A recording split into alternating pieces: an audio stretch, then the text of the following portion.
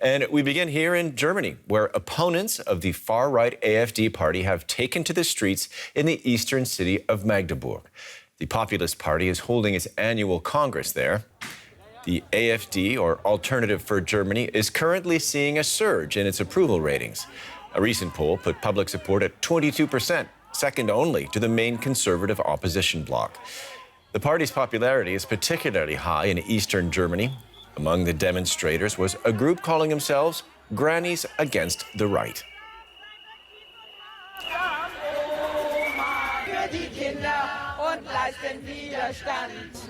And let's hear from some of the grandmother and other protesters in Magdeburg.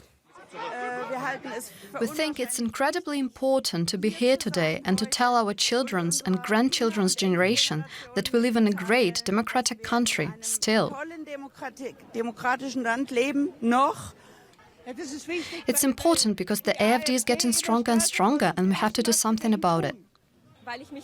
Because I don't identify with it, and I think you should also make that known. And we, of course, have a reporter on the ground, Thomas Sparrow, at the protest site in Magdeburg, where the AfD is holding its conference. So, Thomas, what else are you hearing from the protesters?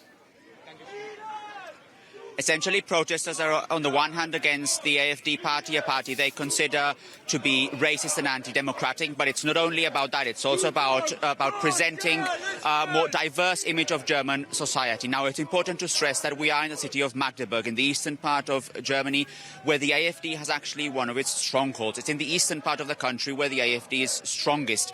And what these people here actually are trying to say, are actually trying to stress, is precisely that other view of Germany, that other view of the eastern part of the country. Now, the AfD is meanwhile meeting not far away from here, and they are discussing their proposals for the European Parliament elections next year. So basically what we're seeing here is two versions of what Germany should be like. The one inside the hall where the AfD has been meeting, another one what we're seeing right here where people are against the AfD party.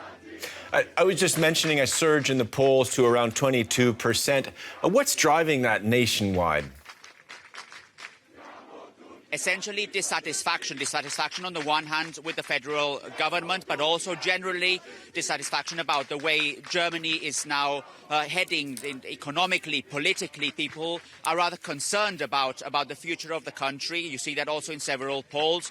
People are concerned about the way the federal government is dealing with different issues. Nationally, for example, the energy crisis, but also internationally, the role Germany plays in the war in Ukraine. And that is something that the AfD has actually profited from, those fears or those concerns that many Germans have. It's, however, important, again, to express the caveat that this is only part of the picture here in Germany. You have the AfD, which is polling at around 20%, but there are many others who are actually against the far-right party, who are trying to present, as we stressed, a picture of a more diverse Germany.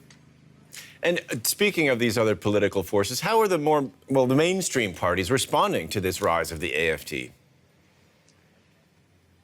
That's actually a very important question, because the debate in Germany has been very intense in the last few days and in the last few weeks about how other parties should deal with the AfD, especially at a time when the AfD is surging in the polls. For now, most parties have stressed that they want to continue with a ban on the AfD, basically what's described as a firewall, not cooperating with the AfD under any circumstances.